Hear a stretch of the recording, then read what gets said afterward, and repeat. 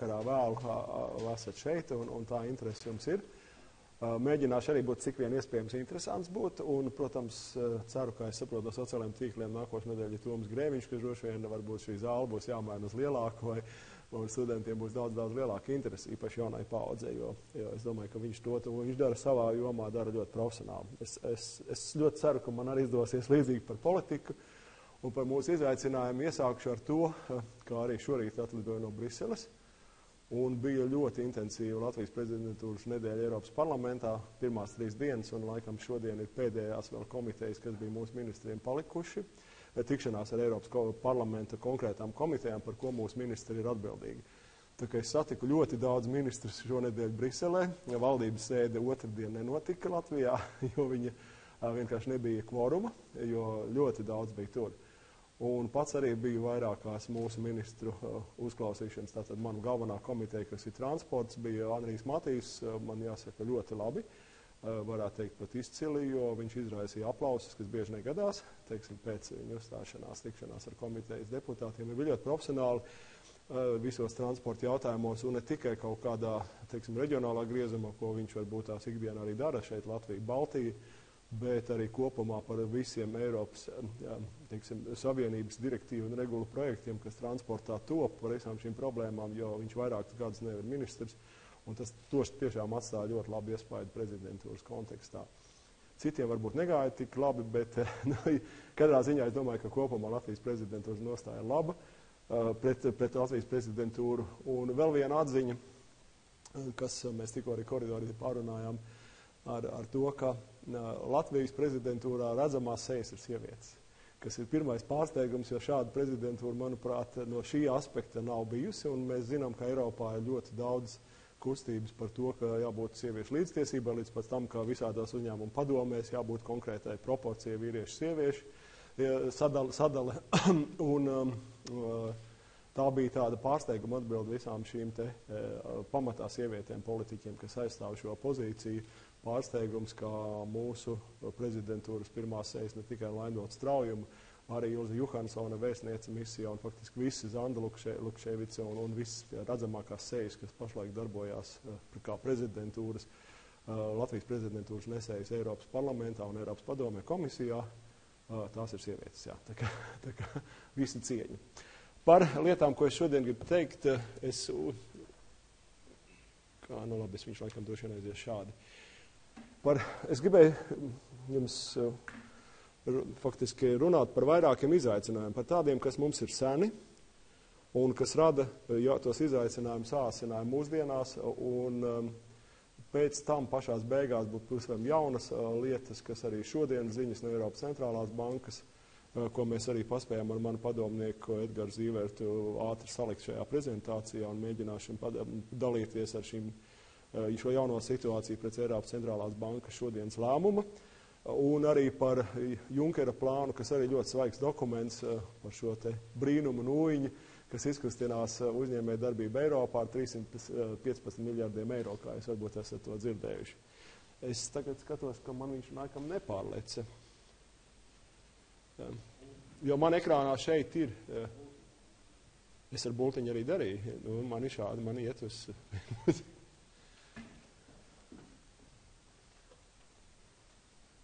Ja varu jūs bultiņu? Es paņemšu ar bultiņu. Es ņēmu ar bultiņu. Tagad vajadzētu būt, ja? Tā, tad šis būtu tas darba plāniņš, ko es šodien gribētu ar jums padalīt, un, protams, atstāsim laiku jautājumiem, tagad droši jautājiet un vai izsakiet savus komentārus pie šīm lietām. Vispirms tātad par enerģētikas salām Eiropas Savienībā, es ar to domāju Baltijas valstis.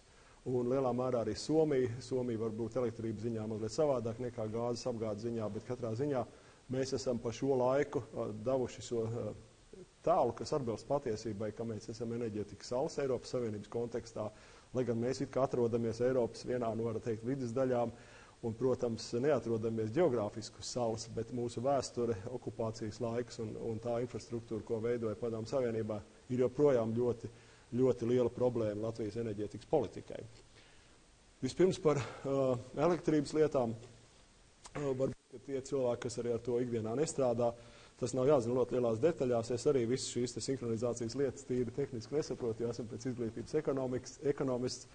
Bet tā būtībā lieta, jūs redzat no šādām geografiskām kartēm to ainu, kurā mēs bijām. Šī karte ir mazliet novecojusi, jo mēs daļēji tagad esam arī sinhronizētā Ziemeļvalstu elektrosistēmā.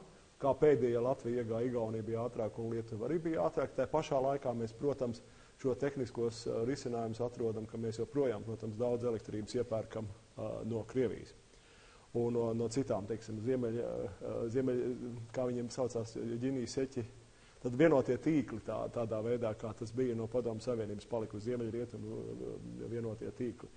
Un tas ir viens no mūsu izaicinājumiem, ka mums vajadzētu maksimāli ātri, nesaraujot, protams, tehniskās iespējas iepirkt elektrību no austrumiem, bet tomēr pilnībā iekļauties tirgus daļā Ziemeļvalstu sinhronizētā elektrosistēmā, ko mēs, kā jūs arī šo tirgus liberalizācijas jautājumu elektrībā ziniet, cik mums grūti gāja, bet pašlaik no 1. janvāra tas ir iesācies, pašlaik ir samērā liels miers, bet, protams, saņemot iespējams dažiem sabiedrībai pirmos rēķinus par janvāri būs atkal neliels kaislības, bet es ceru, ka cilvēki kopumā saprot, ka citas alternatīvas nav, kā iet šo virzienu.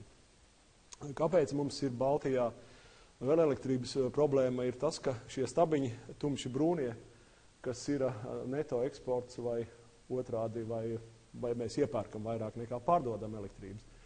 Un Latvijai tas stabiņš ir samērā, Latvija tātad ir pa kreisi, tas mazākais stabiņš ir tur, bet Lietuvai ļoti liels mīnus, un lielā mērā tas ietekmē visu Baltijas elektrības patēriņu problēmu, jo Igaunijai ir pārpalikums, slānekļa, teiksim, izmantošanas rezultātā viņi tiešām vairāk eksportē, bet kopumā Baltijas problēma ir tas, ka Lietuvai ir ļoti liels iztrūkums pēc Ignalīnas atomelektrostacijas slēgšanas un jaunas neuzbūvēšanas, pašu ražotās jaudas viņiem krietni nepietiek, kas, protams, padara Baltijas elektrības tirgu kopumā tādu ievainojamāku. Un tā sarežģītā karte ar šiem starpsavienojumiem, kur Eiropas Savienība ļoti daudz palīdz, ir apmēram šādi, viņi ļoti raibi, tur var redzēt, varbūt tās no tālāk attāluma tikai tās kopējās līnijas, bet šie ir tie starpsavienojumi, kurus var atrast arī geogrāfiski S-Link 1 un S-Link 2, Igauni šo pirmo līniju ar 350 megavatiem jau uzbūvēja, ja nemaldos, gadus 7, 8 vai pat 10 atpakaļ kopā uz Somijas pārvadu, bet viņi, protams, nebija lielas jaudas. Tagad ir otrā kārta pabeigta. Un ir arī vesela virkne Eiropas programmu, kurā, un arī tagad ir savienojot Eiropa finanšu instruments, no kā mēs varam šos te pārvadu sistēmas, augstsprieguma līnijas pamatā, ar ko mēs varētu to tirgu uzlabot. Jo vēl viena problēma tīri tehniska, mums Baltijas valstu nepietiek šīs īstam tirgum, nepietiek jaudas viņas pārvadīts, un tad mums ir jābūvē jauna līnija, ir arī ar Igauniju, Latvijai. Ir Kurzemes loks, ir lielā mērā pabeigts tas, kas tur var redzams no Ventspils uz Liepājas pusi, un, protams, ļoti būtiska daļa joprojām nav savienojums starp Lietuvu un Poliju.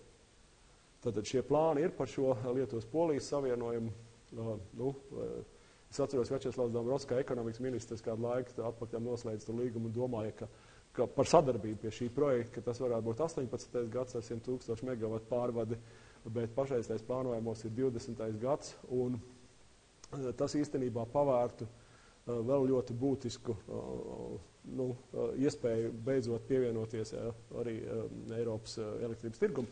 Un vēl viena līnija, protams, ir Nord-Balt, tas ir 16. gadā, nākošu gada Lietuvas-Zviedrijas savienojumam ir jābūt gatavam, kas arī mums ļauj labāk tirgot elektrību saistībā ar Skandināvijas valstu elektrības tirgu. Tātad, un šeit ir ļoti daudz Eiropas nodokļu maksātāju naudas, kas nozīmē, ka, lai projekts būtu īstenojams, daļa no šī projekta investīcijām nav nevienam jāatmaksā un jāatpelna. Tas ir tas ģeopolitiskais dāvinājums, ja tā varētu teikt, no Eiropas nodokļu maksātāju puses. Un šis varbūt tas kopējais konceptuālais plāns, kurš bija veidojot šo Baltijas enerģijas tirgus starpsavienojumu plānu, tāds ir pa visām Eiropas teritorijām, un te var redzēt tās pamat problemātiskās saites, kur trūkst šo starpsavienojumu jaudas, par kurām es arī stāstīju. Tad mums faktiski visi tie savienojumi, kas ir uz rietuviem, ziemeļiem un arī dienvidiem. Turklāt savstarpējais Latvijas-Igaunijas savienojums. Tas progress ir dažāds, kā jūs redzat, ziemeļos iet labāk, tur, kur strādā ar Somiem, Igauņi diezgan labi attīstās Lietuvas-Zviedrijas projekts un daudz vājāk attīstās Lietuvas-Polijas projekts. Par gāzi. Šeit ir, es domāju, tie, kas sako, joprojām zina, ka mēs 100% iepērkam gāzi no Gazproma. Latvijas gāzē līgums par apjomiem, kas ir svārstīgi par gadiem līdz 2030. gadam, pēc principa vai nu ņem vai maksā par to apjomu, tad ja arī Latvijas gāze nepārdos to gāzes apjomu, par ko tajā konkrētajā gadā ir šī vienošanās, viņiem normāli būtu jāsamaksā Gazpromam pilna summa par to apjomu. Par cenu, kas ir mainīga. Un gāzes cenu, kā jūs arī varbūt esat tie, kas sako, ievērojuši Gazpromam, ilgus gadus visos, ne tikai uz Baltiju, bet arī uz Vāciju, uz Ukrainu, uz visām citām valstīm, kur viņi eksportē pa cauruļvadiem gāzi. Pamatprincips bija turēties pie naftas cenas ar formulu, kura var būt mainīga. Kurā ir arī tāda mainīgie kritēriji, kā es te vienmēr ironizēju, ka ja valsts labi uzvedās, tad ir atlaide. Tā kā jūs atceraties arī, mēs paši sevi slavējām kāds dažus gadus atpakaļ, kad Kampans bija ekonomikas ministrs, ka lūk, mēs labi uzvedāmies un dabūjām 15% atlaidi, lietuvieši slikti uzvedās, viņiem nav šīs atlaides, tāpēc viņiem dārga gāzes cena. Es domāju, ka arī šodienas situācija, kad naftas cena ir kritusies apmēram 2 reizes nepilna gada laikā, Latvijai gāzei vajadzētu būt stipri lētākai. Es saprotu, ka viņa nesvārstās līdz katru mēnesi, bet tas princips ir tā, ka Inčukalnā tiek iepumpēta gāze vasaras sezonā, un lielākais patēriņš, protams, ir ziemas sezonā, un tas ir tagad. Un tas, ko es dzirdu no publiskā telpā, no Latvijas gāzes preses sekretāra Makara un citiem, ka regulators, viņi strādā regulātori, dod informāciju, ka par dažiem procentiem šī cena varētu samazināties, un droši vien pusgadā. Kas man liekas neatbildāms jautājums, kāpēc tik lēni un kāpēc jo faktiski lielāko apjomu nokurina tagad ziemā gan mājasaimniecības, gan, protams, lielie patērētāji kā Latvijas Energo un Rīgas Siltums, kas ir lielākie gāzes patērētāji Latvijā. Un šī atbilde nav skaidra. Ja mēs to redzam degvielas uzpildes stacijās, šīs cenas izmaiņas, tad mēs neredzam gāzes rēķinos. Un kas būtiski šiem diviem lieliem termo uzņēmumiem, īpaši Latvijas Energo, kas ražo elektrību, un kurā gāzes izmaksas ir ļoti liels īpatsvars no TEC 1 un TEC 2 saražotā apmēra. Latvijas Energo gāzes izmaksas tajā 1 kilovata izmaksā elektrībā ir apmēram 75 līdz 80%. Kas nozīmē, ja jums svārstās gāzes cena, jums elektrības cena ja vajadzētu iet lejā. Tas, ko saražo Latvijas Energo šajos gāzes dedzināmos termoelektrostacijās. Un šeit, manuprāt, vajadzētu būt, un mēs mēģināsim to politiski tagad iekustināt, lai tomēr ekonomikas ministrija un regulators, kuras pāraudzībā sabiedrisko pakalpojumu regulators ir, tur vajadzētu būt nopietnākai rīcībai pierādījumu savākšanā par to, ka atbilstošai cenas formulai Latvijas gāzei vajadzētu samazināt cenu gan lielajiem patērētājiem, gan mazajiem patērētājiem. Jo nevar gaidīt vasaras sezonu, kad šis patēriņš krietni krītās. Tā tāda ļoti arī būtiska lieta, kā mums bieži vien ir lieta ar visām šīm lietām. Bet šī karte faktiski parāda, kur mēs esam Baltijā. Ir tādas resnākas saurules mums tur, un Somija tāpat kā Baltijas valsts 100% saņem tikai no Krievijas gāzi, kuriem arī līdz 2025. gadam ir šīs apjoma līgums. Un vēl viena interesanta ziņa ir tā, ka katru gadu, jau gadus 3-4, gāzes patēriņš samazinās visās šajās valstīs. Un tas ir tāds jauns izaicinājums, ka ja mums likās kādreiz, ka tas varētu tikai pieaugt, jo visumā vidē draudzīga enerģijas avots ir gāze, bet tomēr tas patēriņš vien krītās. Un šis ir tas neskaidrais, uz kādā ziņā mēs aiziesim ar šo gāzes patēriņu. Īstenībā vakar mums bija debate, tāds angļu medijs bija faktiski European Voices Briselē, kurā bija Andris Piebalgs arī, bez manis un bez Andas Lukševicis. Un mums aizgāja arī saruna par gāzi. Andris Piebalgs ir bijušais enerģētikas komisārs, kā jūs ziniet, no 2004. līdz 2009. gadam, un viņa skatījums bija tāds diezgan atklāts, jo viņš vairs nav komisārs, arī vieglāk varbūt ir runāt, ka viņuprāt gāze aizies prom no, nebūs būtisks resurs elektrības ražošanā, un ka pats būtiskākais ir elektrības tirgi Eiropā un jauna veida, teiksim, avoti, kas varētu ģenerēt šo ne tikai atjaunojumie, bet pamatā atjaunojumie, kas varētu ģenerēt elektrību un gāzes īpatsvars elektrības ražošanā samazināsies, viņuprāt. Diezgan interesanta doma. Es domāju, ka ilgtermiņā tā ir taisnība, bet mēs dzīvojam, protams, mainīgā pasaulē, un tas, kas mums likās gadu atpakaļ, tīri ģeopolitiski, vairs nav tā šogad, gadu vēlāk, kā mēs zinām ar Krievijas agresīvo politiku, un līdz ar to, ja mēs runājam par 4, 5, 6, 7 gadiem uz priekšu, mēs nevaram būt mierīgi un uzskatīt, ka šī situācija mūs pilnīgi apmierina.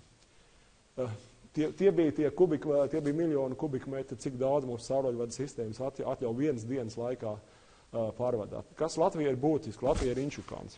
Tas ir absolūti būtiskākā gāzes glabātuve visā Baltijas sistēmā, un īstenībā, kas viņu šo Inčukalnu regulēs pēc Eiropas ļoti labām prasībām, kas Latvijai projām nav ieviest, ka jebkurš var glabāt gāzi un izmantot sauruļvadus un piegādāt tirgus sistēmā patērētājām, gan arī glabāt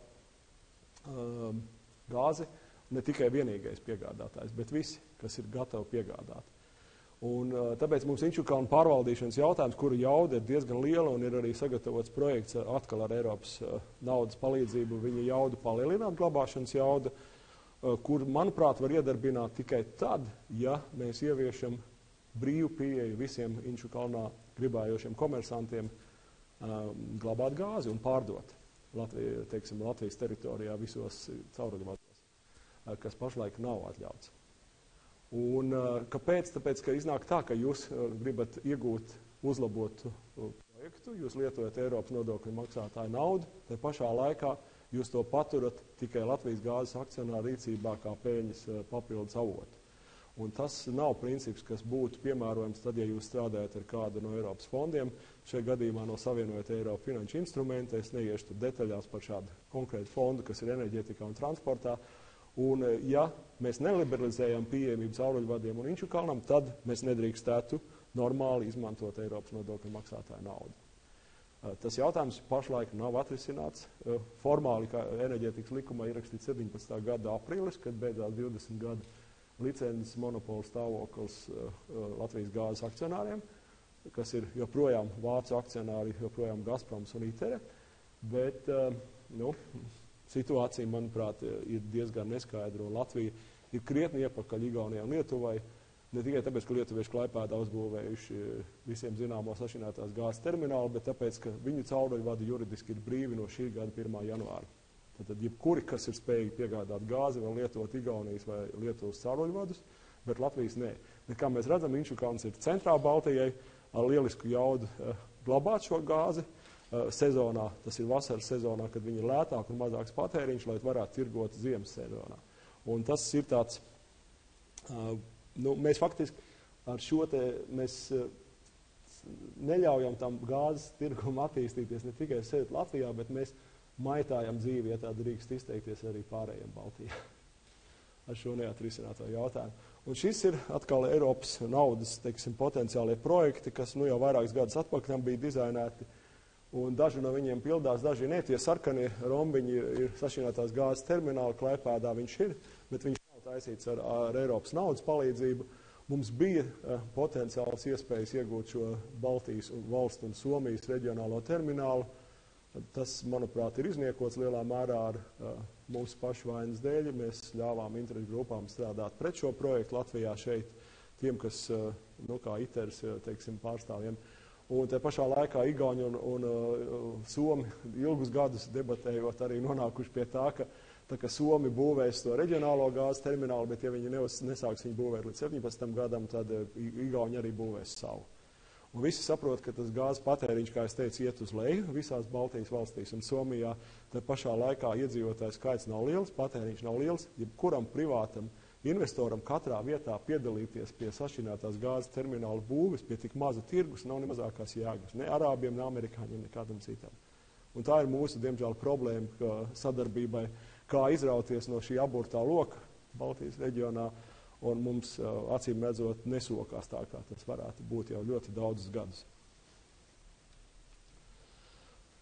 Par enerģētiku tas laikam tā kā būtu viss. Es jums iezīmēšu ļoti ātri transporta lietas, kas ir manas komitejas jau vairāk kā 10 gadus jautājums. Šie bija šie pamattīkli, lielie koridori, kuri prasīja vairāku gadus cīniņus.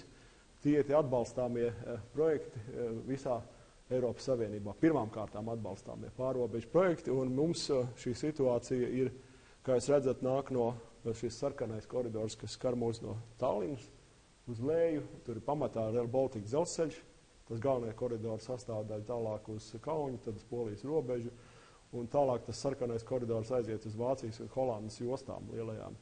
Sākotnēji bija doma, ka mūsu koridors ir šeit uz Adrijas jūru un uz Venēcijas ostām un Adrijas jūras ziemeļdaļu.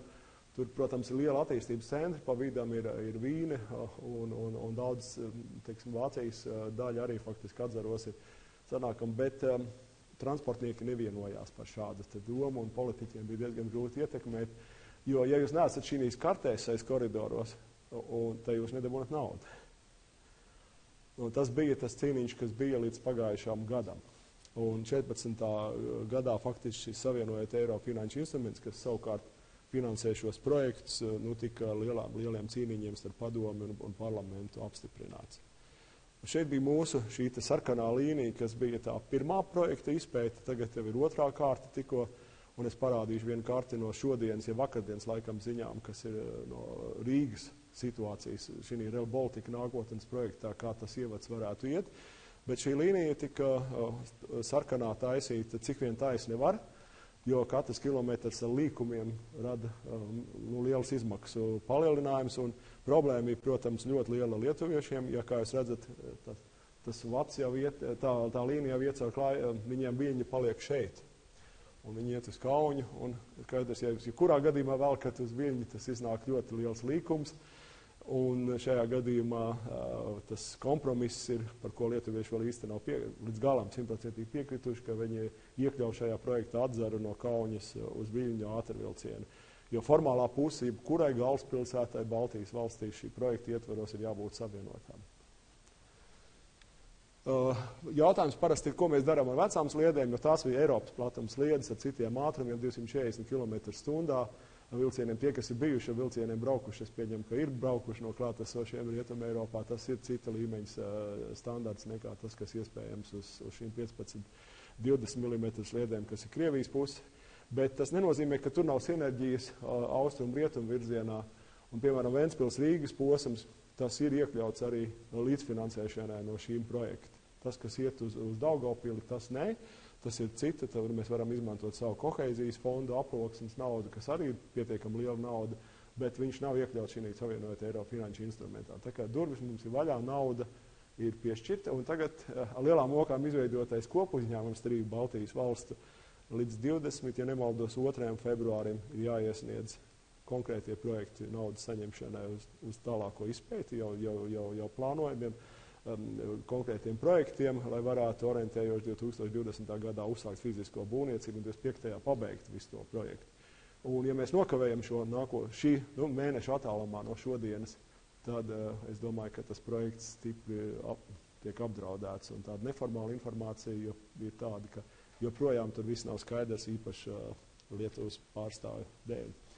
Un šī ir šī projekta svaigā izpēte, kā tas tiks savienots ar Rīgu. Un tas ievads, protams, iet no Salaspils orientējoši gar centru, centrālo staciju, Rīgas lidostu un tad tālāk virzienā uz dienvidiem. Tas ir tas vienīgais risinājums, ko pašlaik plānotāji piedāvā. Tur bija, ja pasakojat presē, lielas sadursmes gan ar Mārupes, gan ar Babītas pašvaldībām, kuras ļoti iebildīja, jo jābūvējot ciemati jauni, un tad tas traucēs būvēt termiņu uzturējuši atļaut ciematus cilvēkiem no ārpuses un tam līdzīgi argumenti, kas man vienkārši, godīgi sakot, diezgan tracina.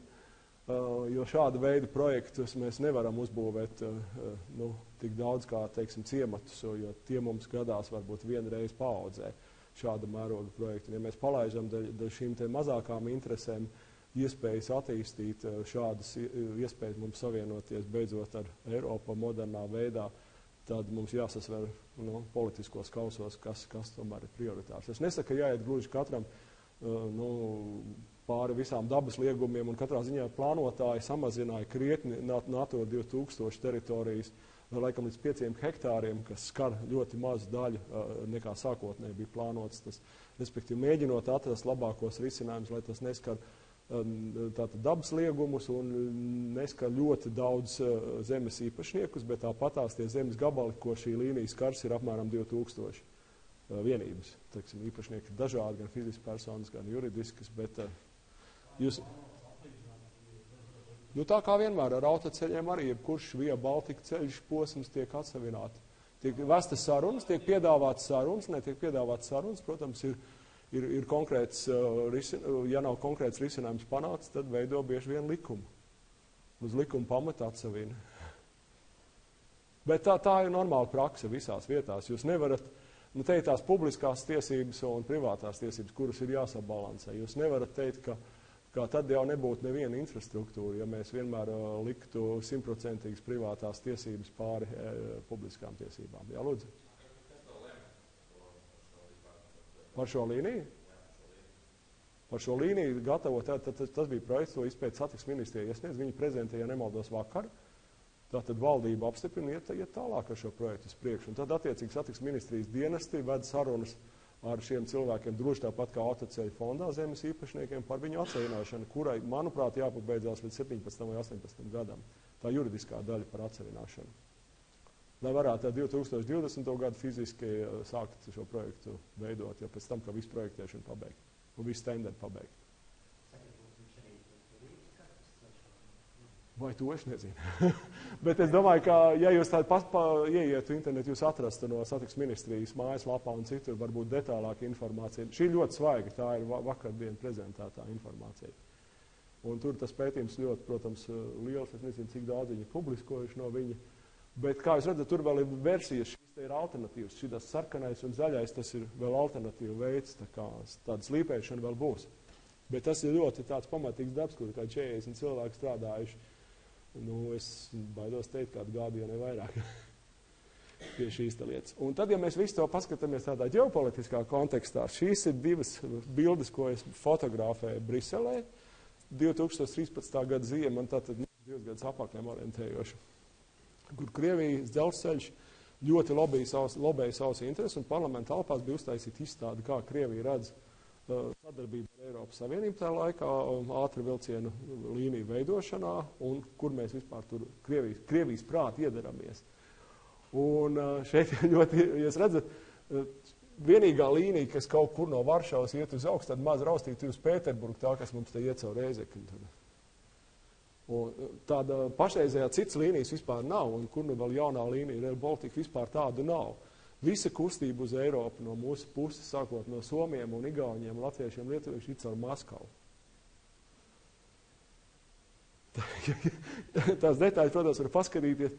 Un tas izstādes mērķis arī Krievijas dzelzceļa vadonis, var teikt, vai kā viņi citreiz sauc, Krievijas dzelzceļa cars, kurš jau ir 11 gadus viens no tuviem Putina līdzgaitniekiem, Jakuņina kungs.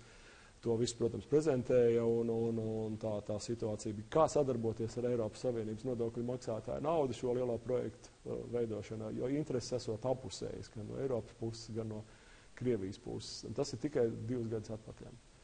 Un, ja mēs atceramies, kur mēs esam tagad šajās attiecībās, ja Koņins ir ieslēgts uzreiz pirmajā kārtā ASV sankcijās, viens no tām personām, jo pirmajā amerikāņu kārtā Eiropā viņš joprojām nav iekļauts nevienā sankciju sarakstā.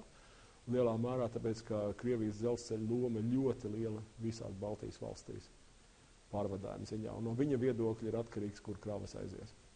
Tā kā tāda, diemžēl, ir politika. Un otrs no šīs izstādes ir, varbūt nevar salēstīt, Bridging Eurasia. Tas tāds satiltosim Eiroāziju. Tas tā vienkārši tā žargonā tulko, tas, kā viņš piedāvāja strādāt ar šo TNT programmu Eiropā. Un uzsverot savu domu par, ne savu, bet Krievijas tātad vienotā ekonomiskā, vienotā transporta telpa, kur ir daudz šī te, kā jūs redzat, ir daudz lielāka nekā par mazo Eiropas kopējo tirgu. Un Eiroazijas pamats te, savienības te ir ielikts, un arī mēs esam tajā pusē. bet uz dzelzceļa sliežu platuma pamata. Mēs sarkanā līnija iet šeit, Somijai apkārt, visi Baltija, Ukraina, protams, un tā. Tā kā mēs bijām tajā pusē jau iekļauti. Mēs esam bišķi savādāk iekrāsot, tāpēc, ka mēs pašlaik piedaram Eiropas Savienībai. Bet viss tas parāda to nopietnību jautājumu, ja mēs nereaģējam pareizi politiskā līmenī un arī biznesa līmenī, tad mums ir ļoti nopietni ģeopolitiski mērķi mūsu kaimiņam. Un, jo Eiropas Savienība ir vājāka, jo Eiro-Azijas Savienībai lielāks izredzes. Tas joprojām ir svarīgi.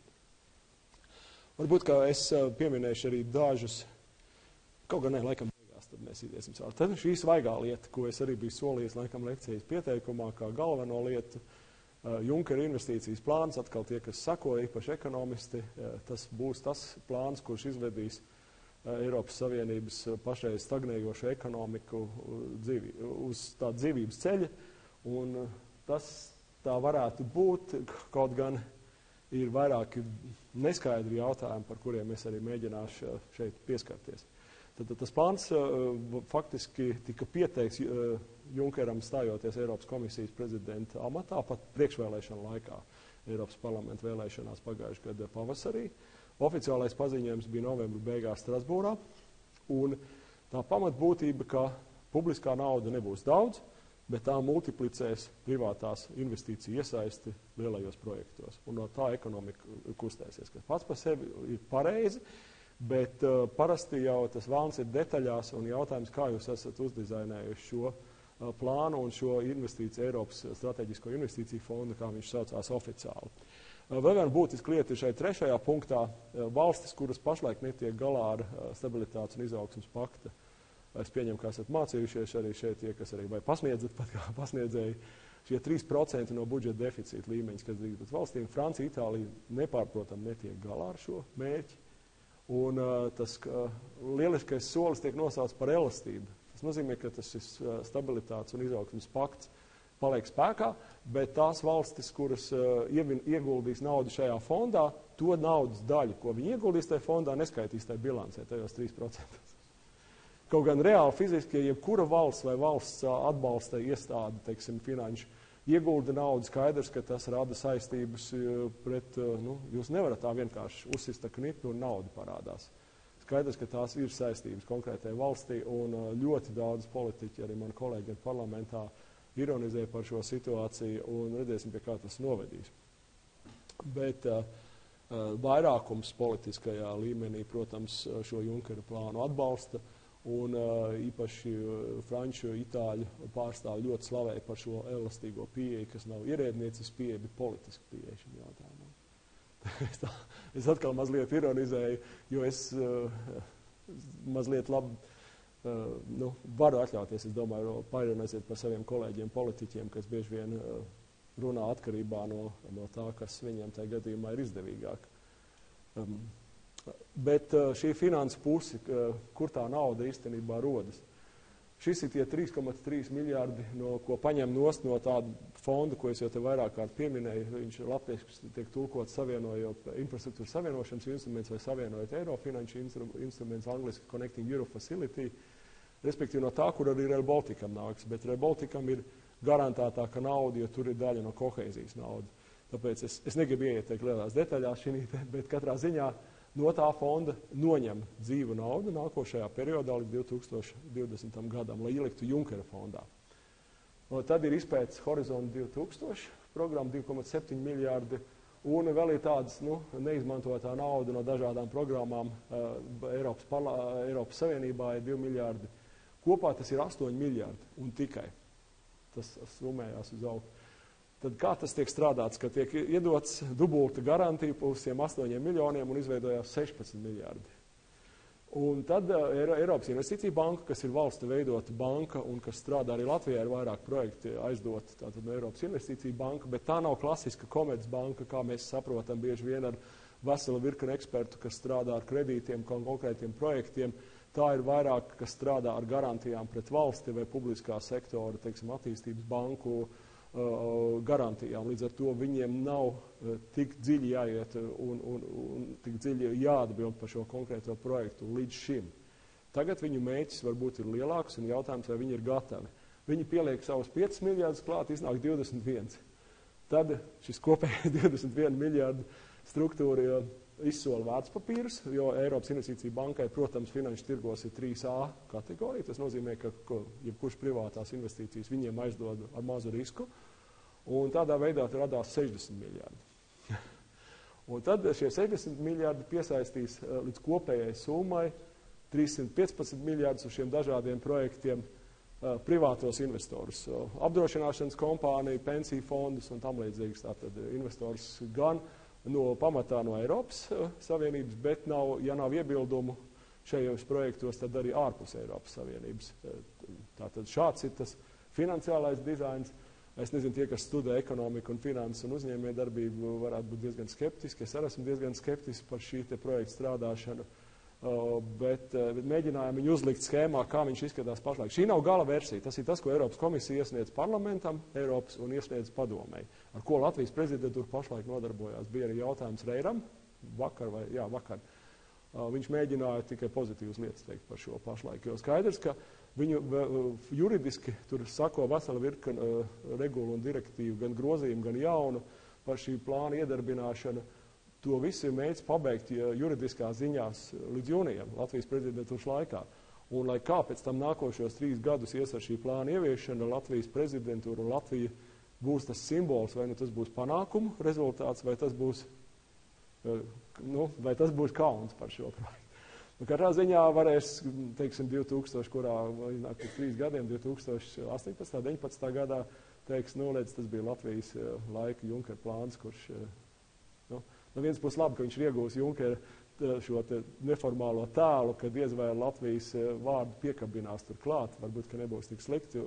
Bet es, protams, domāju, ka kāds no tā arī kaut ko iegūs. Mēs paskatīsimies, kā tas darbojās.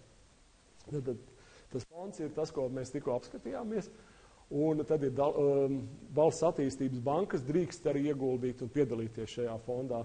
Tas ir tāds kā Altum Latvijā vai Kredītanstalt für Wiederbau Vācijā, kas ir daudz pieredzējušāka un lielāka. Dalību valsts to arī pašas var iemaksāt šajā fondā, un ir privātais sektors, un arī ārpus Eiropas Savienības investori, esošie investori piekrīt. Tātad Ķīnas, Brazīlijas vai jebkur citi, Krievijas, domāju, ka arī. Un tad, kas par ko lem tajā plāna pašreizējā stadijā? Un tas ir tas, kur, manuprāt, Latvijas prezidentūrai vajadzētu būt kritiskākai. Ir uzveidota valde, kura faktiski runā par pamatnostādi, viņi pieņem pamatnostādnes fondu, aktīvu sadalas lēmumus, teiksim, kritēriju izstrādes un tam līdzīgas lietas, un kurā var nopirkt vietu. Ja jūs samaksājat naudu kā valsts, jūs iegūstat tur vietu. Bet tā kā veto tiesības ir Eiropas Investīcija bankai un Eiropas komisijai. Vienalga, cik daudz jūs tās vietas esat nopirkuši ar savu naudu. Bet katrā ziņā te jūs sežat pie galda un lemjat par šīm lietām, bet jūs nelemjat par konkrētiem projektiem. Jo par konkrēto projektu lemj šī iestāde, kura atskaitās valdei pārbauda projektu, lemj par finanšu atbalstu piešķiršanu, un viņai ir rīkotāja direktors un 6 neatkarīgi tirgus eksperti, kurus izvēlās Junkers. Protams, droši vien ar kādu saskaņojot, bet tā sistēma nav skaidra, un, teiksim, man, kā es jums rādīju daudzas lietas par transportu un enerģētiku, ir tāds kā ministrijas ģenerāldirektorāti Eiropā, kur ir komisārs priekšā, un tad ir ierēģi un ekspertu tiešām sistēmas, kuras gadiem ilgi strādā pie transporta vai enerģētikas politikas. Piemēram, tas virziens, ko visi zina, ka mēs mēģinām ar vienu mazāk CO2 izmešus ieviest, līdz ar to transportā mainās tiek veicināts vidē draudzīgāk transporta veidu izlietošana, vai arī, teiksim, mūsu šie enerģētikas savienojumi instrumenti, viņi jau nav pelnīt spējīgi, viņi rada mums drošību energoapgādē Baltijā. Viņus nevar salikt kopā ar privātas investīcijas virzītu mērķi nopelnīt, kas ir normāli privātam investoram, vai tas ir pensiju fonds, vai tas ir apdrošināšana, vai tā ir kura Komercbanka vai investīcija banka, kas vēlēsies tur piedalīties. Tad ir labā pusē ir šis te konsultācija centrs, kas ir faktiski tāds viena loga, varētu teikt, kas operē ar ārējo pasauli un raksturošos projektus priekš privātiem investoriem, un arī saņem visu ieejošo informāciju. Un tad katrā ziņā ar šo te visu strādās potenciāli investori.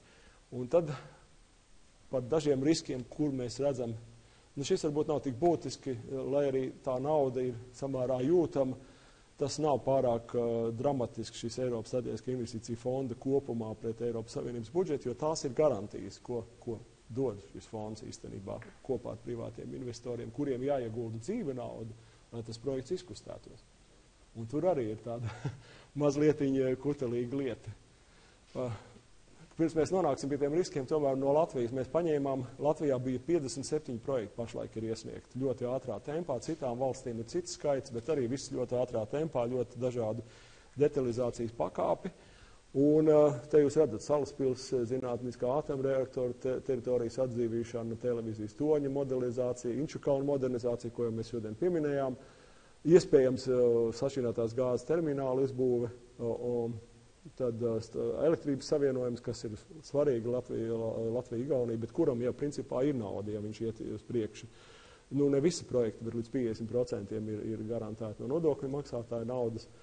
Un Rīgas lidos paplašinās un iekļauts arī Rail Baltica ietvars, kurš diez vai fiziski tādā veidā kā investīcija kādreiz atpelnīsies, kas atkal ir jautājums, vai viņš ir no tiem projektiem, kurās investors varētu nopelnīt klasiskā veidā. Tāpēc jau arī šī grantu schēma, kas ir pašreizējos gan mūsu struktūra fondos, gan kohēzijas fondā, viņi neatmaksājumi palīdzību, tā ir nodokļu maksātāja palīdzība, kas atvieglojums projektu kopējās izmaksas. Ja jūs to mēģināt aizvietot visu ar privātu investīciju, kas vēlās nopelnīt, tur ir cits spēles noteikumi, un tad projekti ir tikai tie, kas tiešām tādu varētu, kas tādu varētu arī realizēt. Un šeit ir vairākas pozīcijas, ko mēs pielikām, kas varētu būt riskantas, un par to arī būs šī pusgadā ļoti liela debate, un iespējams, ka mēs tajā schēmā kaut ko mainīsim tajā pārvaldes schēmā. Jo, piemēram, šie manas pieminētās ministrijas vai ģenerāla direktorāti ne enerģētikā, ne transportā nav piesaistīti projektu atlasē. Respektīvi, tie 6 eksperti ir pilnīgi citi eksperti. Es pieņemu, ka viņi ir baņķieri vai finanšu eksperti, kas labi saprot šīs lietas, bet viņi nerēķinās ne ar ko, kas ir gadiem ilgi izstrādāts kā enerģētikas vai transporta politikas virziens, jebkurā Eiropas Savienības dalību valstī vai arī vairāk dalību valstu projektos. Un tur ir, zināma, neskaidrība. Bet pats būtiskākais no visiem šiem neskaidriem jautājumiem ir tas, es nezinu, kā jums varētu šis no šīs te īsā izklāsta, bet bažas ir, ka 3 gadu laikā šie projekti pamatā nosēdīsies Francijā, Vācijā, Itālijā, lielajās valstīs ar lielāku ekonomiku, lielāku iedzīvotāju blīvumu, nevis Eiropas Savienības perifērijā, tā skaitā Baltijā, Bulgārijā, pat Somijā, nerunājot par Grieķiju vai kaut kur citur. Jo, ja jūs redzējāt to finanšu dizainu, privātais investors atnāk, es gribu garantēt nopelnīt. Varbūt nedaudz, bet nopelnīt no šī konkrētā laika periodā. Piemēram, autoceļos. Un, ja mēs paskatāmies automašīnu plūsmu, tad Antverpene, Amsterdama, Milāna, Vācijas pilsētas, katrā ziņā tur ir daudz lielākas iespējas uztaisīt maksas ceļu vai arī pseidomaksas ceļu, respektīvi, ka jūs noslēdzat ar valsti vai ar attiecīgo ministriju, ka viņi 30 gadu laikā kā publiskā partnerība jums izmaksās atpakaļ konkrētu summu. Un jums nav obligāti jātaisa maksas ceļš ar teiksim, maksas nolasīšanu, bet to jūs arī varat darīt tā, kā tas ir ļoti daudzās Eiropas Savienības valstīs. Un tad Latvijā jautājums, kur jūs to varat izdarīt. Ap Rīgu mašīnu plūsma ir blīvums, varētu būt tāds, ka jūs dažus posmus tā varat nopelnīt, bet neko daudz vairāk. Un pie tam autoceļu būve ir samērā vienkāršs projekts, ir jātaisa, tas ir izdarāms, tas ir diezgan pateicīgs arī tiem, kas tur strādā. Un es neizteikšos varbūt par visu to tirgu sistēmu, kas ir izveidojušies autoceļu būvē, bet viņa nav ļoti konkurējoša, teiksim tā, savā starpā. Bet ja mēs paskatāmies enerģētikas projekts vai dzelzceļa projekts, tad visdrīzākais tur nav privātā investora intereses ieguldīt mazapdzīvotājās valstīs, kurās ir maziedzīvotāju blīvums ar nelielu ekonomiku. Un tad jautājums, kur pēc 3 gadiem tie projekti nosēdīsies un kur aizbrauks jaunākā paudze, strādāt, kur lielākās karjeras iespējas pie šo projektu īstenošanas, visdažādākās jomās, ne tikai manis pieminētās. Un tā baža ir tas, ka atšķirības Eiropas Savienībā pēc šī plāna īstenošanas var būt ļoti daudz lielāks nekā tagad dzīves kvalitātes, dzīves standarta līmenī, nekā tas ir pašlaik Eiropas Savienībā. Un tas ir politisks izaicinājums, no ko pašlaik izvairās gan Junkers, gan daudz citu no šīs debates.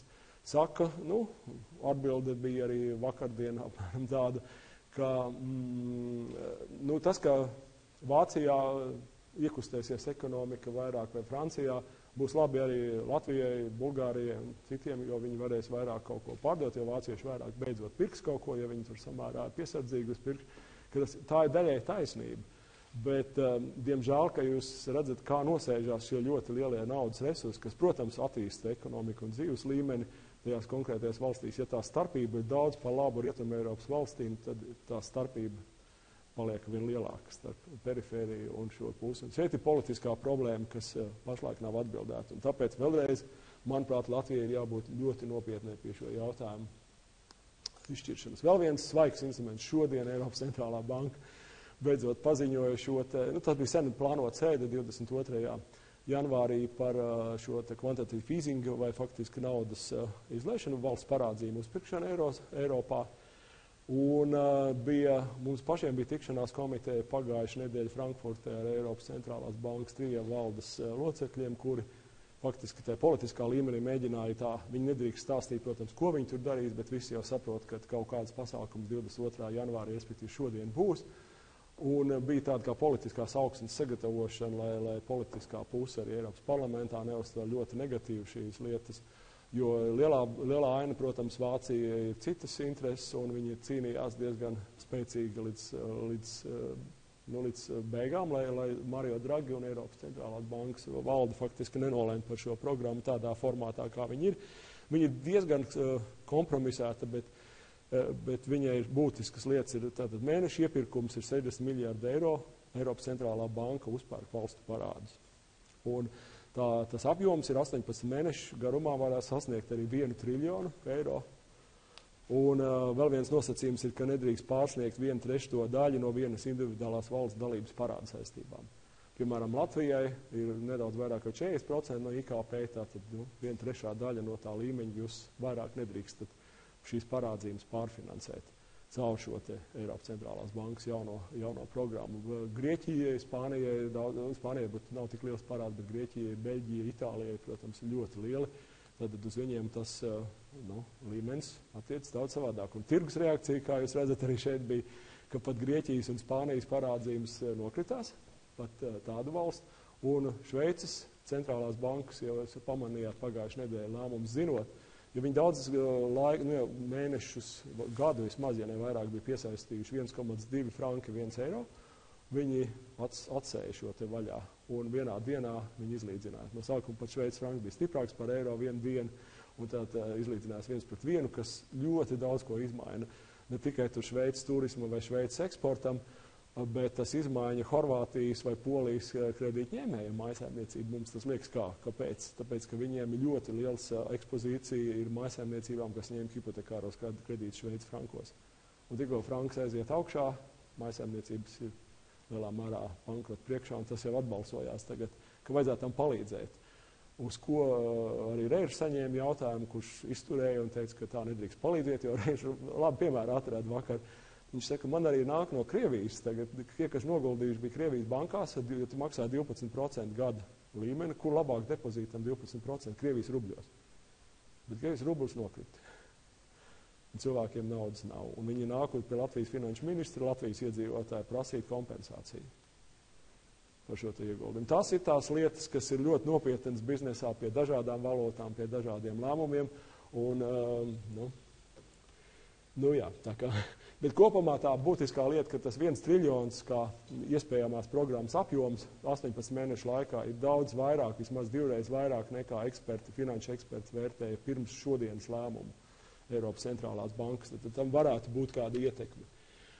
Kā tas vispār staigā? Šeit ir trīs līnijas. Šī te daļa ir Eiropas centrālās bankas viņu kopējos triljonos faktiski aizējoša viņu kopējā bilance, kura ļoti pieauga, tas ir 2013. gadā, un tad viņi pagāja uz leju, un tad viņi, protams, atkal ies augšā. Un kā tas ietekmē saistībās ar Eirozonas inflāciju, kura ir šī līkne, kas tā iet tā kā augšā lejā, un tad viņi te mēģināja nospiest, jo viņi uzkāpa jau bija 3%, jo mērķis, protams, ir 2% Eiropas centrālajai bankai turēt inflācijas līmeni. Un tagad viņi ir aizgājusi pēdējos mēnešus lejā, un ar naftas cenu krišanos viņas ir nulles, ir deflācija, par ko visi Eirozonā ir sabijušies. Un pat ja atrēķina degvielas faktoru un nonāk pie tās pamata inflācijas, tas tāpat ir ļoti maziņš līmenis, kaut ko 0,8 inflācijas procentu līmenis, kas ir krietni zem 2. Un tāpēc tā rīcība šoreiz bija izkustināt Eirozonas ekonomiku ar šādu te mērķi. Kas no tā visa notiks? Tas varbūt, ka mēs arī tulītās vēl to apspriedīsim. Un tad, kā tas viss tā kopumā, šīm te naudas izlaišanai tā teorija ir, ka centrālā banka rada naudu, šādējādi apmēram 1 līdz pat 1 triljonam, vai pat mazliet vairāk šajā gadījumā šodienas lēmums.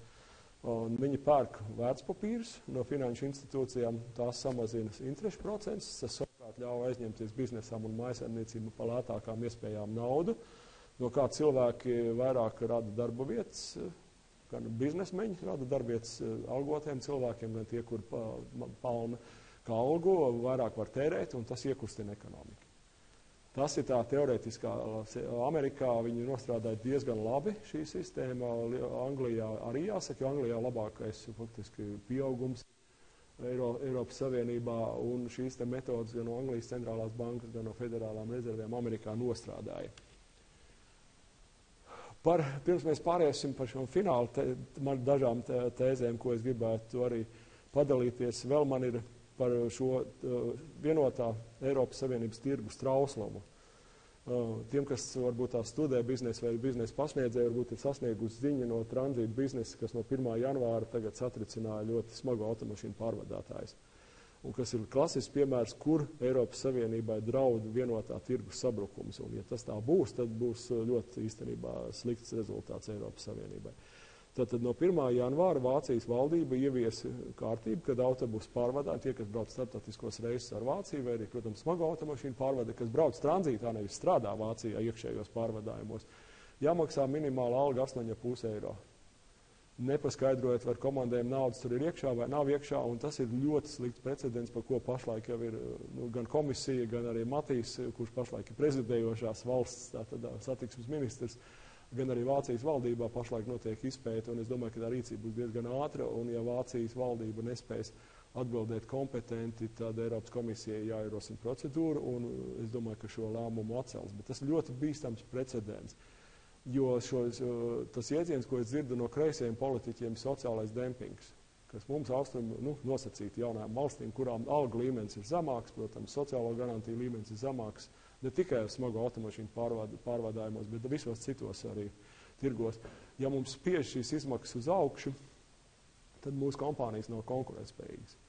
Un skaidrs, ja jūs strādājat viņu konkrētā vienas dalību valsts tirgū, tad var būt, ka tur ir savādāk. Atceraties Laval tiesvedības gadījums, kas bija arī par labu Latvijas kompānijai, Zviedrijai, būvniecības kompānijai bez vairākiem gadiem.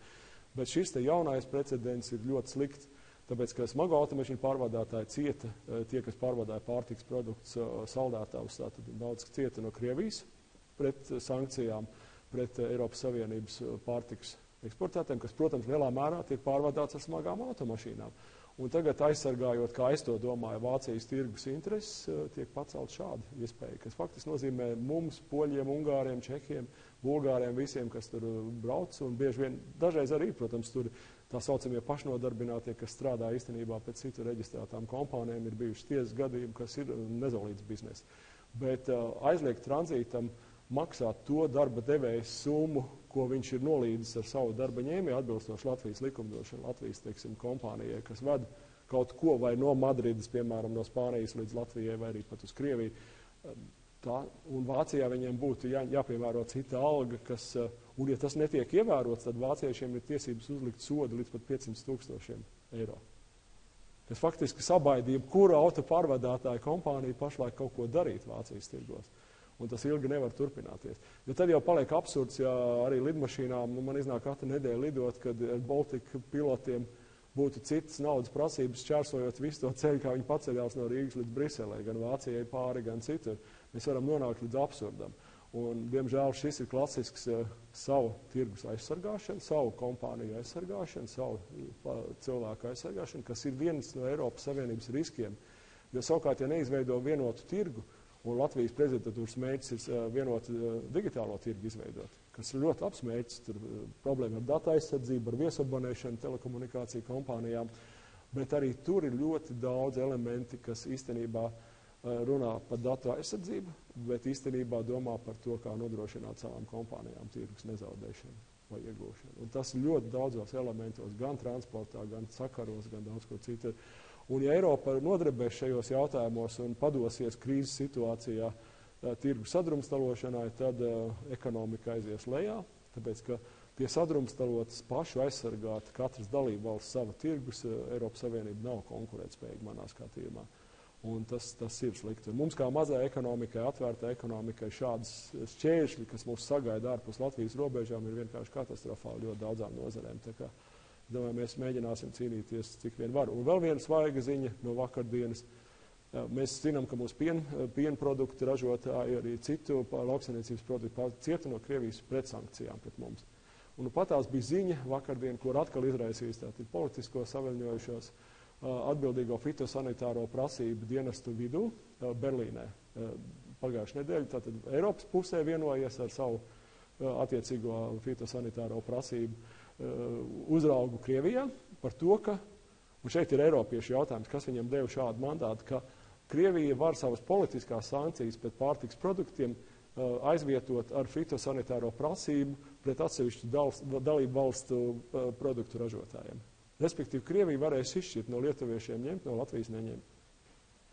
Pierādot. Un tas ir katastrofāli. Un es domāju, ka tas jautājums nav beidzies, jo mēs atļausim šādu iespēju, tad Krievija vienkārši sadrumstalos un pretnostatīs Eiropas Savienības dalību valsts viens otram pretī. Un tas ir viņu neapšaubām uzsvar. Es nezinu, kāpēc tas tā ir iznācis tajā profesionāla līmenī, bet tas ir izteikti politisks jautājums. Un nepietiek jau ar to, kā ja mēs sakojam šeit Ukrainas krīzes veiksmīgu atrisināšanu, kurai īsti nav.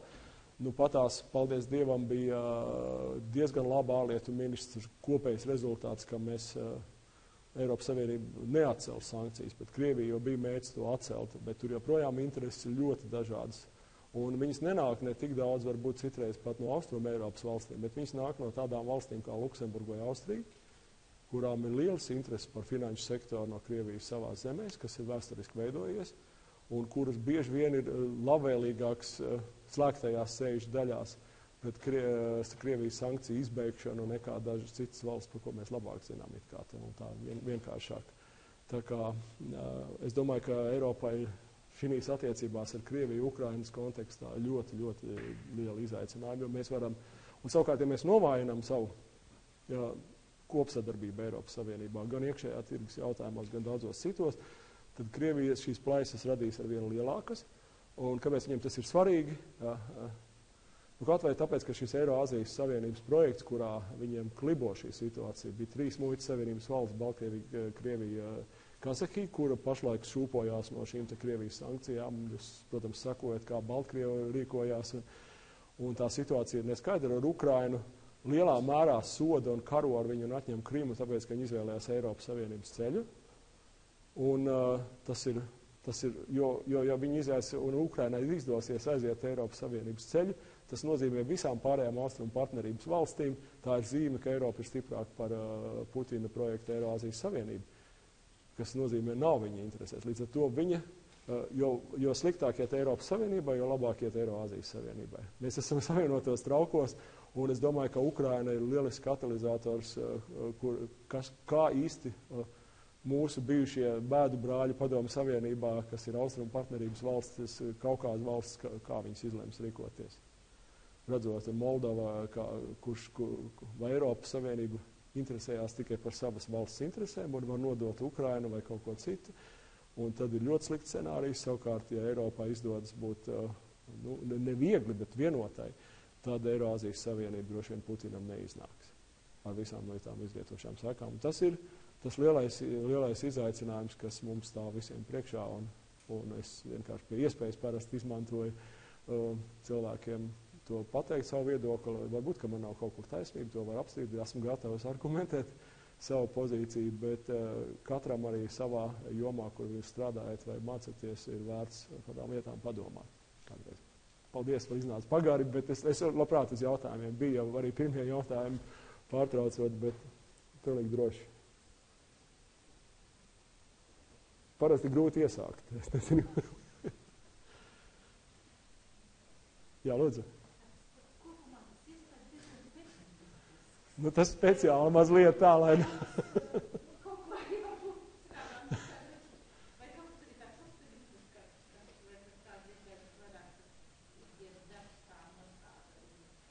Es domāju, ka tā ir skaidrs, ka ikdienas darbs man nostāda tajā virzienā, un es šodien diezgan atklāti padalījos ar savām bažām un pārdomām šī auditorija, kas ir akadēmiska auditorija. Es saprotu, ka varbūt arī, ja kāds skatās to internetu aprādi, tad viņš varbūt tās nav no akadēmiskām aprindām, bet kādā ziņā es to vērtējumu devu ar cilvēkiem, kuriem ir šīs intereses no akadēmiskās puses, vai uz uzņēmēju darbību mācat vai studējat ekonomiku, sabiedriskās attiecības, vienalga, tas ir svarīgi. Līdz ar to es mēģināju parādīt to pusi, ko bieži vien nerāda.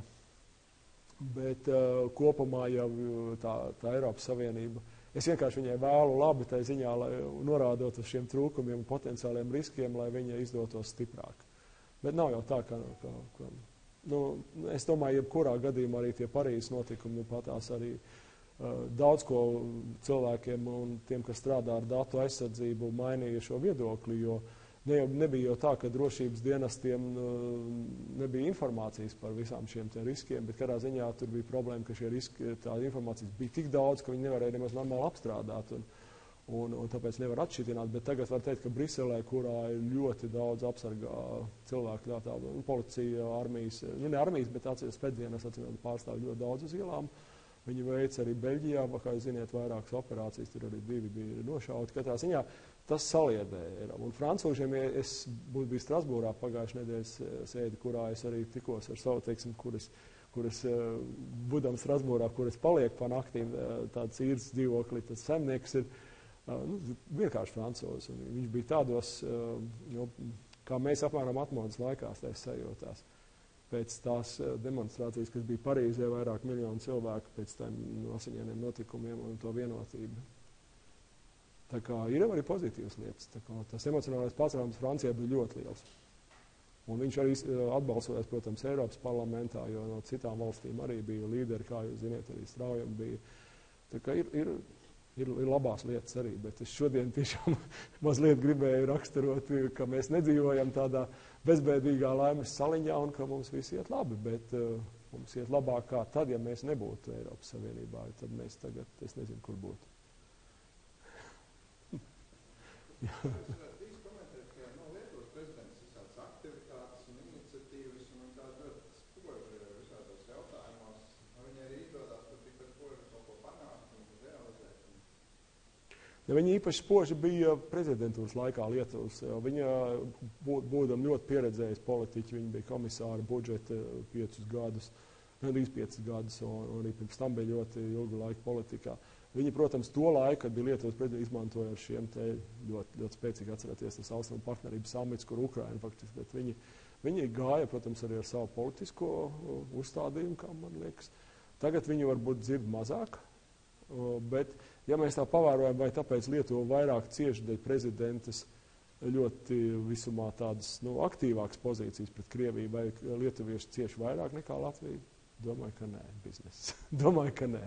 Tā kā, ja vienīgi tā pēdējā ziņa, ko es stāstīju, ka varēs Krievija tagad fitosanitārās kontrolas šķirot, vai lietuviešu piens ir labāks par Latvijas pienu, kaut gan lietuviešu piens bieži vien ir Latvijas govju piens, un tam līdzīgi es nezinu, kas tur notiks. Bet man kādā ziņā ļoti patīk Ilves pozīcija. Viņš mums arī parlamenta kolēģis Eiropas parlamenta kādus 3 gadus no 4. gada. Mēs vienlaicīgi tikām ievēlēti. Un viņa teiksim, pieeja kā prezidentam, man liekas, simpātiskāka nekā Grybauskaites pieeja kā prezidentam valsts. Jo viņa ir pietiekami neatkarīga attiecībās, arī viņam ir izteikts rietumu virziens Igaunijas pozīcija, bet viņš to dara vairāk šarmanti manā izskatā, tās savus paziņojumus un vēstījumus, un nekā Grybauskaite, bet tas mans personīgs viedoklis stāsts.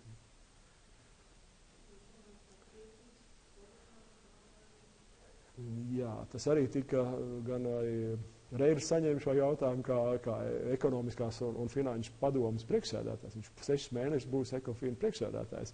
Un tas nozīmē, ka, ja Grieķijā vēlēšanas 25. beidzās ar attiecīgo spēku uzvaru, kā pašlaik prognozē, un tas vairākums tur, viņš tā nav skaidrs, vien paši viņi nedabūs,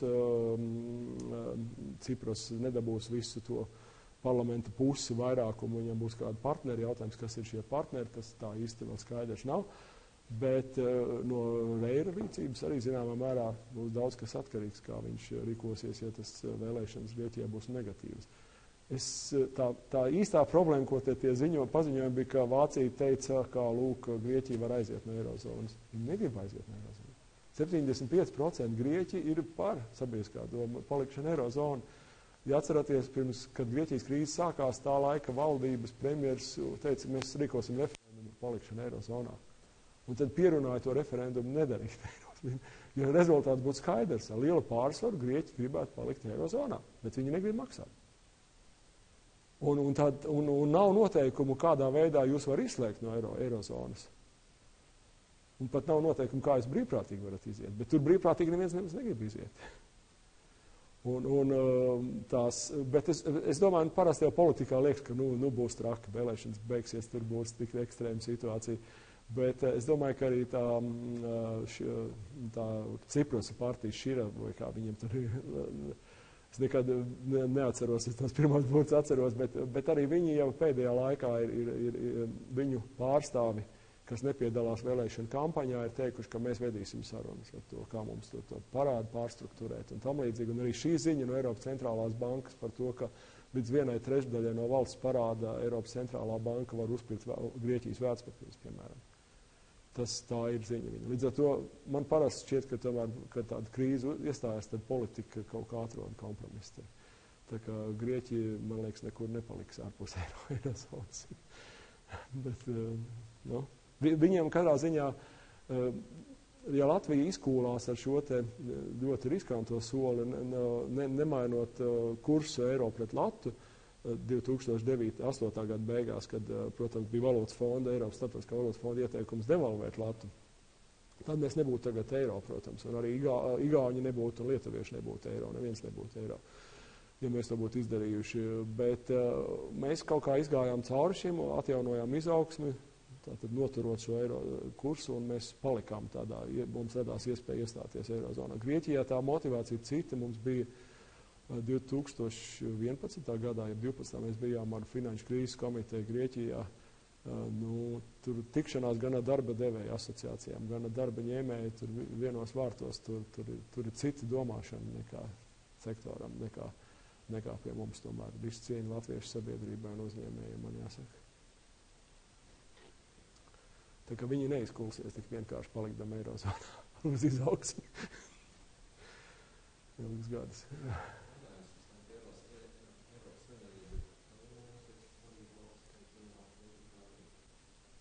Kā lūdzu, kā Lielbritānija, vai viņi par referendumu 17. gadu?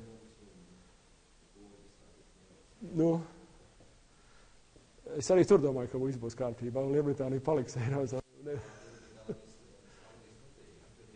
Jā, man ir Eiropas konservatīva reformistu grupa, tā politiskā Nacionālā apvienībai partneri. Mums tie redzamākie partneri Eiropā ir Britu konservatīvie Davida Camerona partija, un mums ir ik pa brīdim tikšanās arī tāda augstā līmenī arī ar viņu pašu, un tās, mēs diezgan daudz zinām to neformālo arī informāciju. Skaidrs, ka Davids Camerons un konservatīvo partijas tā daļa, kas ir valdībā lielākā daļa, viņiem dažādi viedokļi šajā lielajā partijā, bet ka viņi vēlās palikt Eiropas Savienībā. Un viņš arī ies atklāt, es domāju, uz vēlēšanām. Šogad viņš to neslēp 15. gada vēlēšanās un uz 17. gada referendumu, ja viņi uzvarēs šogad vēlēšanās un paliks valdībā, tad viņš arī iesmaliek kampaņā uz Eiropas Savienības palikšanu, Lielbritānijas palikšanu Eiropas Savienībā, bet ko viņi, protams, prasīs pārskatīt vairākas lietas, kas ir netaisnīgi. Vai viņiem es neesmu pārliecināts, bet tur arī var politikā pirms 17. gada referendumu atrast arguments, ka tomēr progress ir tajās sarunās. Un tur viņam nāks pretī, es domāju, arī kontinentālās Eiropas valsts vīri un valsts sievas, vai Merkele, vai arī kāds cits, un kāds risinājums tur būs, jo negrib neviens nopietns politiķis izspiest, vai arī biznesa negrib izspiest Lielbritāniju no Eiropas Savienības. Un Lielbritānijas biznesa negrib ne tik to redzēt, jo Londonas City lielākais finanšu centrs pasaulē, ne tikai Eiropā, ja viņš zaudē šo te pieejam vienotam tirgum finanšu sektorā, viņi pazaudē savu lomu kā lielākais finanšu centrs pasaulē. Un tas spiediens būs ļoti liels arī uz Lielbritānijas politiķiem, protams, uz sabiedrību no biznesa puses Lielbritānijā. Tikai es domāju, saprāts uzvarēs un viņi paliks. Vai arī otrs iespējas uzvar leiboristi šogad vēlēšanās, un tad referenduma nav. Arī tā var gadīties. Ir gan, protams, saviem partneriem politiskajiem vēlu veiksmu un uzvarēt un iet uz referendumu, un viņi tāpat kā Skotijas referendumu ļoti...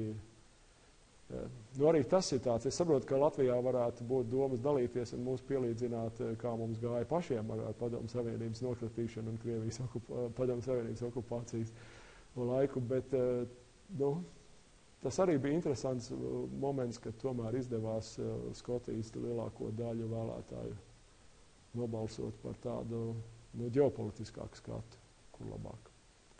Jo bija daudz nezināmie, ja viņi izstātos Skotiju ārā, viņi izstājās automātiski no Eiropas Savienības. Tad jautājums ļoti daudzām lietām, valūtas jautājums, kā tikt atpakaļ no Eiropas Savienībā, un vēl pa vidu tam, protams, ir Spānija ar Katalonijas referendumu, kas būtu, līdz ar to Spānija nebūtu vienaldzīga pret Lielbritānijas šo te situācijas izkļūšanu Skotijai, teiksim, no Lielbritānijas Savienības un kā iekļūt Eiropas Savienībā, jo viņi domātu par savu Katalonijas situāciju, kas jau arī tā ir. Tā kā bieži vien tie procesi Eiropā, viņi tā, jums jau uzreiz jāmēģina saprast, kas varētu būt vēl interešu grupas vai šķēršļi, kas objektīvi skatās savu citu prizmu uz to problēmu un ko viņi tajā brīdī dara. Tā kā. Jā. Lūdzu, būšu nogurdinājis, ne? Jā.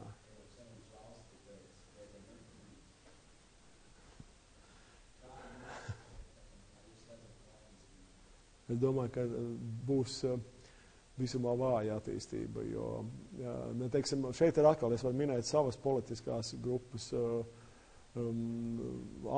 tie paši Angļu konservatīvie neslēpja arī valdību līmenī, ka viņi vēlās Turcijas sarunu progresu Eiropas Savienības iestāšanā un virzīšanu viņu uz Eiropas Savienību. Vācija, protams, vadošie politiskie spēki ne, Francija, protams, arī ne, un līdz ar to tas jautājums, tur ir ļoti daudz atkal šķautnes. Kāpēc? Jo Turcija ir liela valsts priekš Eiropas mērogiem. Protams, ja viņi kļūtu par Eiropas Savienības dalību valsts, tā būtu viena no lielākām valstīm ar ļoti augošu demografisko situāciju, jo pretēji visai pārējai Eiropai tas demografiskais struktūra Turcijai ir krietni daudz jauno cilvēku vairāk nekā visā pārējā Eiropā. Līdz ar to tas rada uzreiz domas, kas būs pēc 10 gadiem vai pēc 15 gadiem, ja tas notiktu. Un, protams, es domāju, reliģiskās aspekts ir ārkārtīgi svarīgs, bet vēl ir svarīgs, ka Turcija ir, protams, tomēr sekulāra valsts politiskā, lai gan tur šis tas mainās ar Erdoganu kļūšanu par prezidentu un dažiem vēstījumiem, bet kādā ziņā tā ir lielākā NATO armija pēc ASV. Tas bieži vien netiek uzsvērts, bet Turcija ir ļoti spēcīgs militārs spēks, kas atrodas uz robežas ar agresīvo islamu, ja tā varētu teikt, džihādistiem, kā mēs zinām, un to. Līdz ar to tur atkal ir ļoti daudz aspekti, bet es tomēr īsi pabeidzot manu garo atbildi, domāju, ka tuvākā laikā nē. Un interesanti, ka Turkija jau sāka teikt, ka jūs nevedat ar mums nopietnas sarunas par vairākiem tematiem. Nenotiek progress, jo faktiski sarunas par dažiem blokiem ir atvērts jau ļoti ilgu laiku. Tāpat kā Latvija, jūs atceraties, veida sarunas ar, es neatceros vai cik gadus, bet relatīvi ātri mēs pabeidzām visus tādus daudzos sarunu blokus ar Eiropas Savienību pirms 2004. gada. Bet tas bija smags darbs ierēģiem un arī politiskā līmenī, lai varētu šos daudzos jautājumus pārunāt, bet Turcija tā nebūs, jā.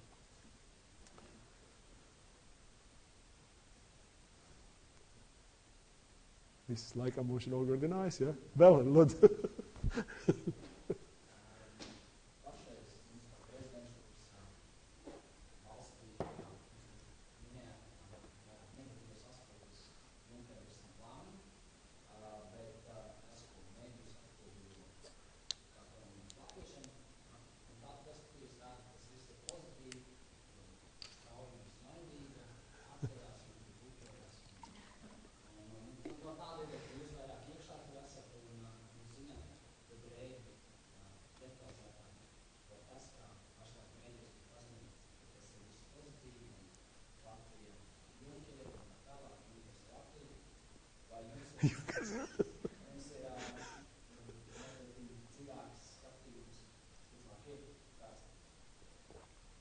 Man ir tādi uzvārdi interesanti sakritība. Man ir Dāņu deputāts politiskajā mūsu grupā Messerschmitts, un viņš bija pret Junkeru tāpat kā iebalsošanu, un tad tās, teiksim, tie uzvārdi, kas simbolizē ar Junkers un Messerschmitts vācu aviācijas, teiksim.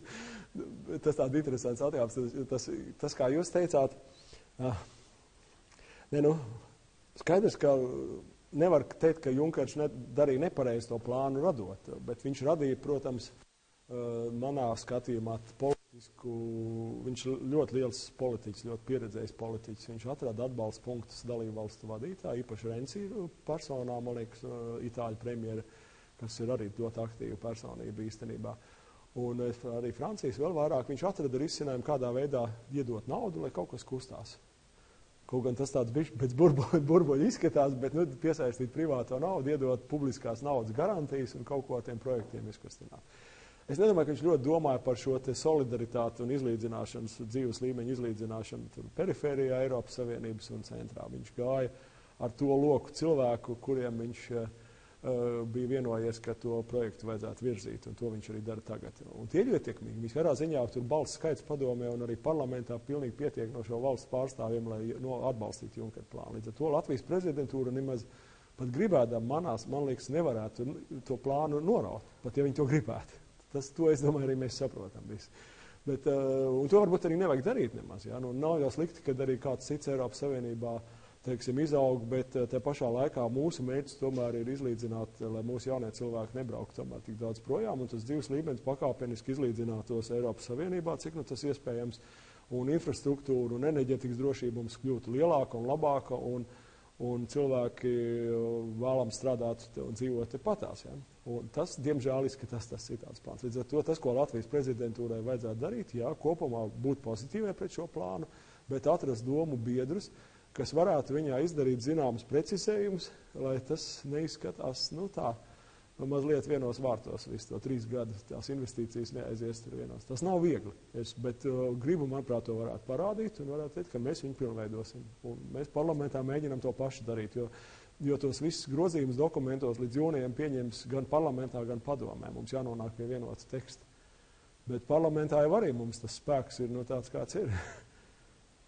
Ne jau tikai Latvijas deputāti, arī visiem Latvijai, Igauniem, pat visiem poļiem, no 751, mēs sakrāsim Austrum Eiropā un varbūt tās kādiem partneriem, domu biedriem kaut kur vidusjūras valstīs no 250 deputāts, no 300 maksimums. Tas nepietiek ar to. Tā kā vienkārši gudri prezidentūrai kaut kā jāmēģina uzlabot šo plānu. Jo vēl tie 6 cilvēki, kas tur ir tie eksperti, kas tur lems, es pajokoju vienā auditorijā tādā slēgtākā, un šodien it kā, es to varu atļaut. Tas man mazliet atgādina tie, kas ir, varbūt jaunie cilvēki to neatceras, bet padomu laikos parasti teica, ka jābrauc uz Maskavu izsist fondus, balzām. Tad tā ņem balzām un brauc uz fondus izsist. Jāzina pareizās durvis, kur iet, un tad var dabūt projekts. Tur farmai, kultūras namai un tā kolhozes centra un kantorim. Kaut kas tur tāds ir no tā visa, jo, kā es teicu, ja Eiropas komisijai tā sistēma, kas ir, kā izpildvara Eiropas komisija, viņai šīs ministrijas vai ģenerāldirektorāti, viņas ir rutinētas, bet tur ir procedūra, tur cilvēki neiet uz riskiem, un tāpēc viņi mums lielā mērā neļauj izblēdīt pasažieru vilcienu pasūtījumus ar Eiropas naudas līdzdalību, jo tur cilvēki atbild ar savu karjeru arī ļoti, ne tikai karjeru, bet ļoti nopietni. Bet tas viss tagad ir it kā malā, visas šīs ministrijas noliktas smagnējās gan transporta jomā, gan enerģētikā pie projekta atlases, bet ir 6 finanšu eksperti un viens šefs. Mazliet pie projektu izvērtēšanas. Tā kā. Mazliet bīstam, man liekas. Jā, lūdzu. Kam tieši paredzēts šis Junkera plāns no ārējiem privātiem došo finansējumu ieguldījumu? Jā.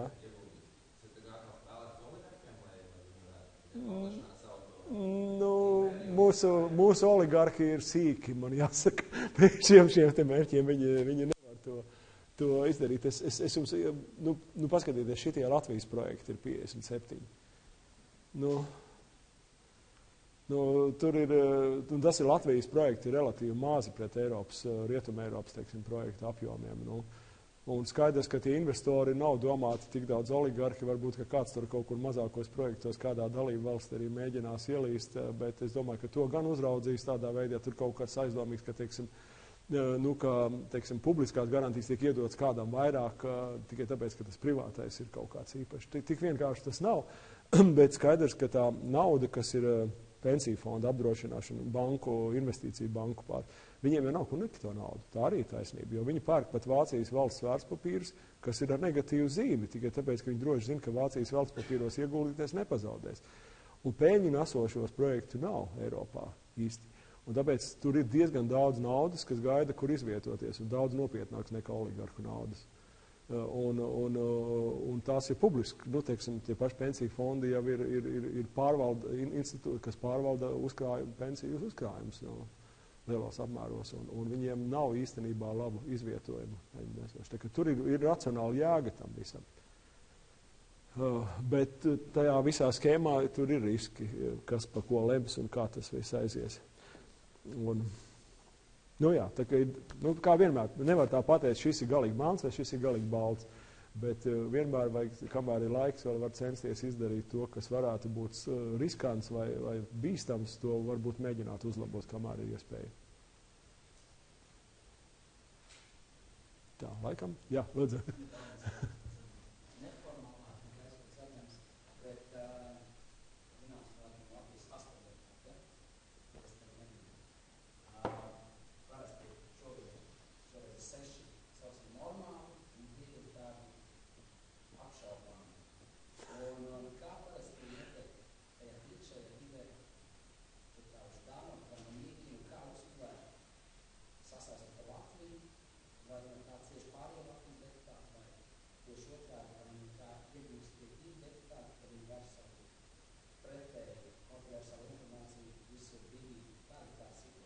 Nē, viņi neiegūst. Mums arī European Voice jau vakardienas pasākumā, tajā starptautiskajā, kur arī Bilze un Agla piedalījās arī kā tāda pastāvīgā korespondenta, viņi arī tur par šo līdzīgu jautājumu mums uzdeva.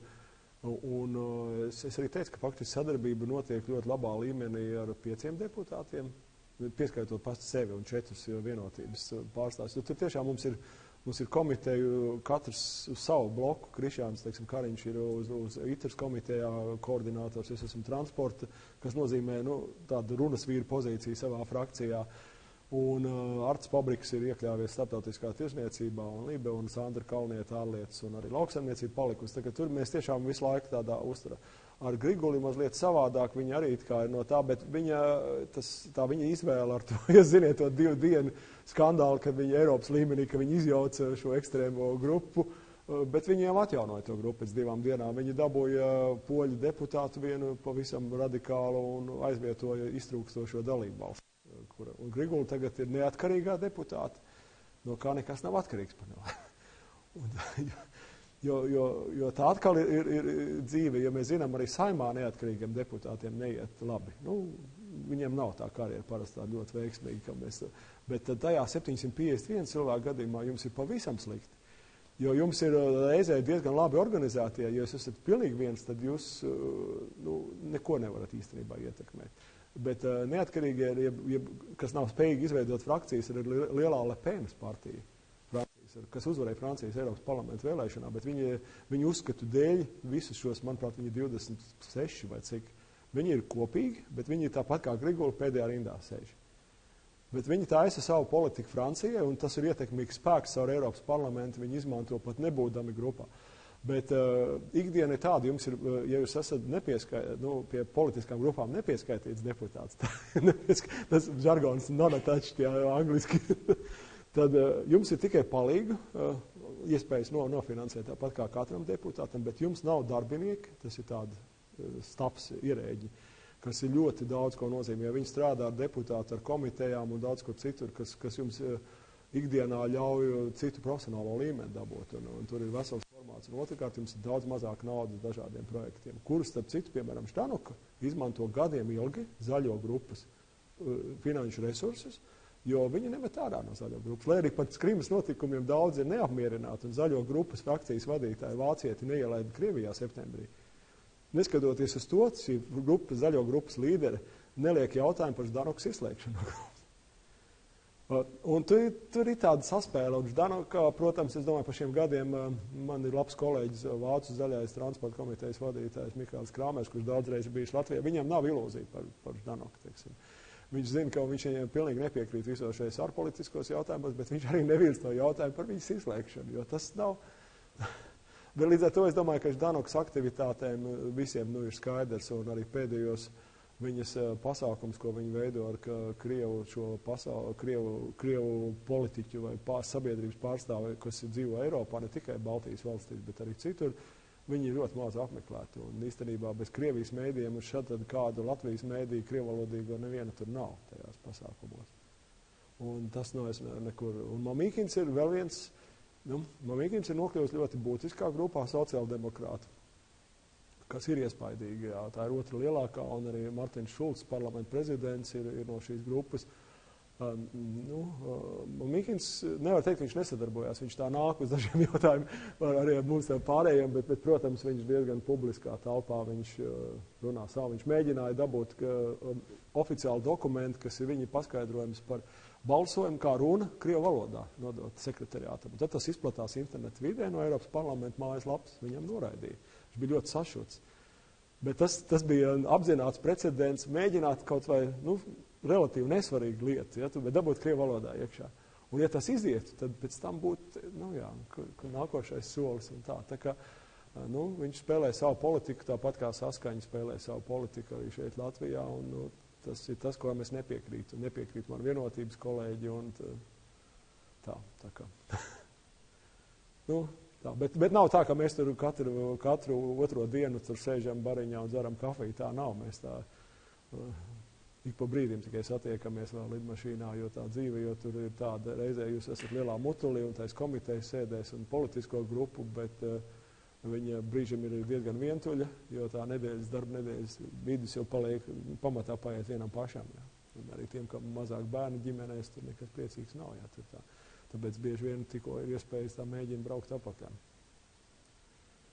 Tā kā tā. Katram darbam savu garozu.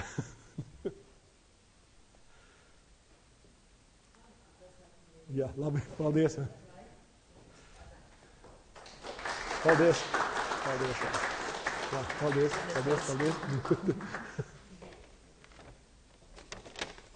Paldies, ka uzaicinājāt, un tad, labi.